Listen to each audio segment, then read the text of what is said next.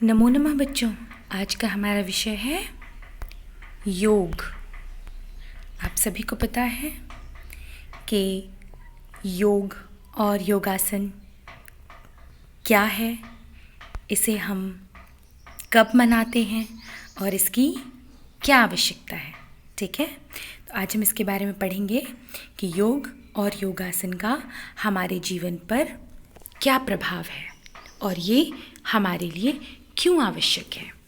सबसे पहले एक स्टेटमेंट मैंने यहाँ पर डाली है, आप उसे पढ़ो। यह आज की आवश्यकता है और कल की संस्कृति है। यह लाइन किसने लिखी है या किसने कही है? स्वामी सत्यानंद सरस्वती ने। और योग दिवस कब मनाया जाता है? 21 जून को। ठीक है, आओ अब हम आगे चलते हैं। सबसे पहले हम जानते हैं कि योग क्या है। इसको हमें समझना बहुत महत्वपूर्ण है। योग सही तरह से जीने का विज्ञान है और इसलिए इसे दैनिक जीवन में शामिल किया जाना चाहिए। यह हमारे जीवन से जुड़े भौतिक, मानसिक, भावनात्मक, आत्मिक और आध्यात्मिक आदि सभी पहलुओं पर काम करता है। योग का अर्थ एकता या बांधना है। इस शब्द की जड़ है संस्कृत शब्द युज, जिसका मतलब है जुड़ना। आध्यात्मिक स्तर पर इस जुड़ने का अर्थ है सार्वभौमिक चेतना के साथ व्यक्तिगत चेतना का एक होना। व्यावहारिक स्तर पर योग शरीर, मन और भावनाओं को संतुलित करने और तालमेल बनाने का एक साधन है। आप सभी ने, जिनके पास मैथ्स हिंदी में होगी, उन्होंने ये देखा होगा कि योग का अर्थ जुड़ना होता है या जोड़ना होता है। आपको जब प्लस करना होता है तो वहाँ पर भी लिखा होता है कि इनका योग क्या होगा। उसी योग से ये वाला योग हमें कैसे रिलेट करता है, मैं आपको वो बताऊंगी। ठीक है, अभी आपको ये पता चल गया कि ये योग शब्द कहाँ से आया है? संस्कृत के युज शब्द से आया है, जिसका मतलब है जुड़ना। और जुड़ना किन किन तरह पर? भौतिक, मानसिक, भावनात्मक, आत्मिक और आध्यात्मिक। ठीक है, आगे चलते हैं। योग के लाभ। अब आप कोई भी काम करते हो तो आपको उसका लाभ ज़रूर पता होना चाहिए। बिना लाभ के हमें ऐसा लगता है कि हम ये काम क्यों करें, हमारे लिए इसका क्या तात्पर्य करने का। ठीक है, अब इसके लाभ देखते हैं। योग सबसे पहले लाभ पहुंचाता है बाहरी शरीर। बाहरी शरीर क्या है? फिजिकल बॉडी को, जो ज़्यादातर लोगों के लिए एक व्यावहारिक और परिचित शुरुआती जगह है। बाहरी शरीर के बाद योग मानसिक और भावनात्मक स्तरों पर काम करता है। शारीरिक और मानसिक उपचार योग के सबसे अधिक ज्ञात लाभों में से एक है। यह इतना शक्तिशाली और प्रभावी इसलिए है क्योंकि यह सद्भाव और एकीकरण के सिद्धांतों पर काम करता है। तो आपको पता चला कि योग के लाभ क्या हैं।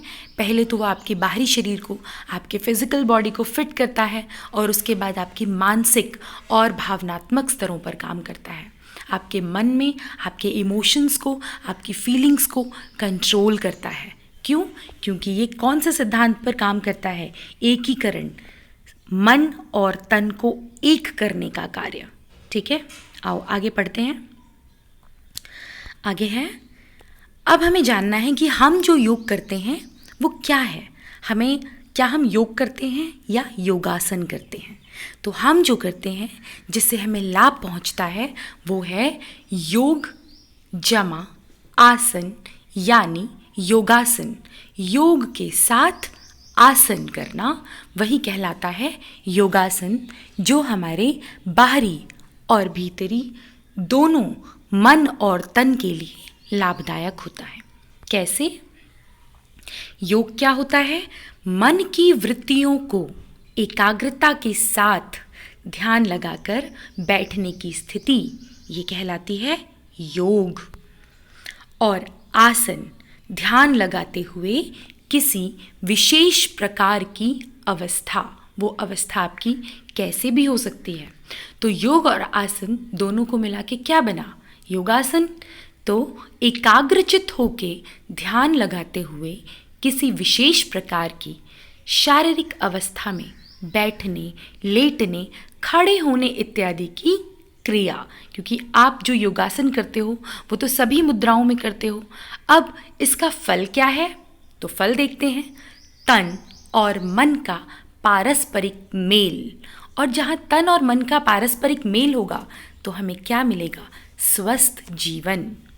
ठीक है, आगे बढ़ते हैं।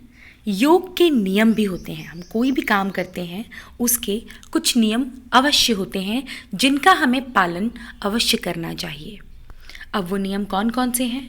किसी गुरु के निर्देशन में योग अभ्यास शुरू करें। सूर्योदय या सूर्यास्त के समय योग का सही समय है। योग करने से पहले स्नान ज़रूर करें। योग खाली पेट करें।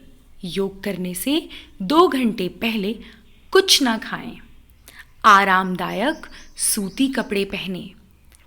तन की तरह मन भी स्वच्छ होना चाहिए। योग करने से पहले सब बुरे ख्याल दिमाग से निकाल दें। किसी शांत वातावरण और साफ जगह में योग अभ्यास करें। अपना पूरा ध्यान अपने योग अभ्यास पर ही केंद्रित करें। जैसा कि मैंने आपको पहले ही बताया है कि योग जो है वो ध्यान मुद्रा की अवस्था है।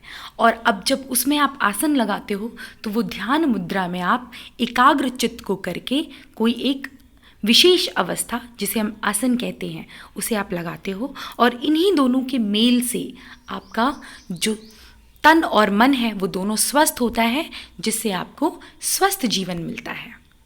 योग अभ्यास धैर्य और दृढ़ता से करें। योग करने के लिए और इसका अभ्यास करने के लिए आपको धैर्य रखना पड़ता है और दृढ़ता के साथ इसे करना होता है। आओ आगे देखते हैं। अब जब हम योग की बात कर रहे हैं, हमने इसके फ़ायदे देखे, इसका नियम देखा, कब मनाया जाता है ये देखा, इसके बारे में क्या कहा जाता है, ये कैसे जुड़ा है और इसके क्या क्या लाभ हैं। इसके बाद हमें इसका भी पता होना बहुत आवश्यक है कि इसके प्रणेता कौन है। आज जो योग हम जानते हैं, जैसे हम ज़ीरो का प्रयोग करते हैं तो हमें पता है कि ये आर्यभट्ट ने दिया है। इसी प्रकार आप योगा करते हो तो आपको पता होना चाहिए कि योगा किनके थ्रू आया है। तो योग के जो प्रणेता हैं वो कौन है? महर्षि पतंजलि।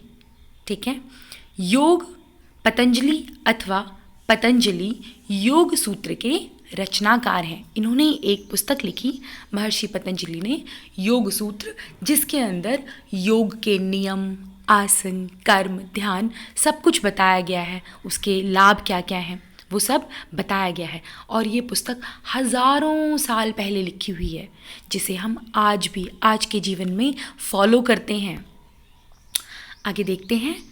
कभी भी जब आप योगा करते हो तो उसके लिए, क्योंकि योगा को मेडिटेशन से जोड़ा जाता है, आप मेडिटेशन में भी एक विशेष प्रकार की अवस्था में आप बैठते हो, आप अपना ध्यान केंद्रित करते हो और आप अपनी सभी इंद्रियों को जागृत करते हो। तो ऐसे करने के लिए, ऐसी अवस्था के लिए एक विशेष प्रकार का श्लोक है जो महर्षि भर्तृहरि ने किनके लिए लिखा? अपनी पुस्तक वाक्यपदीयम में लिखा। किनके लिए? पतंजलि को नमन करते हुए लिखा। महर्षि पतंजलि को नमन करते हुए किसने लिखा? महर्षि भर्तृहरि ने अपनी पुस्तक वाक्यपदीयम में लिखा। वो श्लोक क्या है देखते हैं। योगेन चित्तस्य पदेन वाचां मलं शरीरस्य च वैद्यकेन योपाकरोतं प्रवरं मुनीनां पतंजलि प्राञ्जलिरानतोऽस्मि। अब इसका अर्थ क्या है? अर्थ देखते हैं हम। योग से चित्त का, पद से वाणी का व वैद्यक से शरीर का मल जिन्होंने दूर किया, उन मुनि श्रेष्ठ पतंजलि को मैं अंजलिबद्ध होकर नमस्कार करता हूँ। योग से चित्त क्या होता है? मन। जब आप योग करते हो तो सबसे पहले जो शुद्ध होता है वो आपका मन शुद्ध होता है। पद क्या है? व्याकरण। व्याकरण से क्या शुद्ध होता है? आपकी वाणी। जब आप भाषा सीखते हो तो आप उसमें ग्रामर भी सीखते हो, व्याकरण भी सीखते हो, तभी आप अच्छी भाषा का प्रयोग कर पाते हो। तो व्याकरण से वाणी की शुद्धता होती है। वैद्यक से शरीर का मल। जो आप जितनी भी वैद्य क्रियाएं करते हो, मीन्स आप जो भी जिस तरह के भी वैद्य उपचार करते हो, तो शरीर का जो भी मल है वो साफ होता है, शुद्ध होता है। जिन्होंने दूर किया, इन सभी में उन्होंने कार्य किया। किसने कार्य किया? महर्षि पतंजलि ने। उन मुनि श्रेष्ठ पतंजलि को मैं अंजलिबद्ध होकर यानी दोनों हाथों को जोड़कर नमस्कार करता हूँ। तो जितने भी संत महात्मा योग करते हैं या नॉर्मल लोग भी योग करते हैं, तो विशेषकर मेडिटेशन के टाइम वो इस श्लोक का पठन पाठन करते हैं, जिससे उनका ध्यान एकाग्रचित्त होता है। ठीक है, बहुत ही सुंदर श्लोक है ये। मैं आपको इसके साथ उस श्लोक को आगे, उसी श्लोक को और कुछ वीडियोस को भी जोड़ती हूँ। आशा करती हूँ आप सभी को बहुत अच्छे से समझ में आया होगा। फिर भी कोई कन्फ्यूजन हो तो आप मुझसे पूछ सकते हैं। धन्यवाद।